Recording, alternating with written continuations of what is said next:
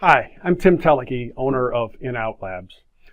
Big part of our business is employee drug testing. And some people ask us, how important is it to have a written drug-free workplace policy? Well, if your employees are governed or regulated by the Department of Transportation, it's required. The law says you have to have a very specific substance abuse policy, and there's a list of criteria it has to meet. We do these for clients all the time. If you're not regulated by the DOT, or you're testing employees that are not regulated, under the DOT regulations, you're going to want to have a written policy anyway.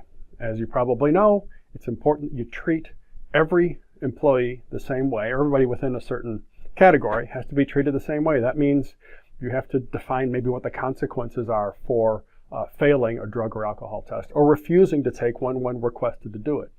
Because let's face it, not everybody passes a test. So what are the consequences if somebody fails? Are you going to fire them? What if it's somebody you've had for working there for 10 years and you're worried about their health? Maybe you want to offer a second chance. Well, these things all get written into the policy, and we help people figure these things out too. Little things to think about too. Negative dilute specimen. Basically, somebody drank too much water.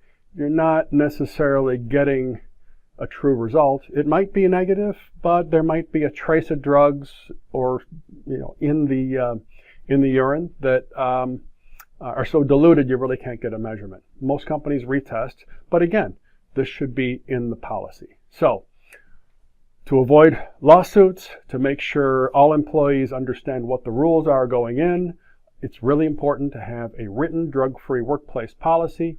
And these are things we can help you with. So if you're going to implement a program or restructure one, be sure to ask us about it. It's not that expensive, and we have really good resources at our disposal.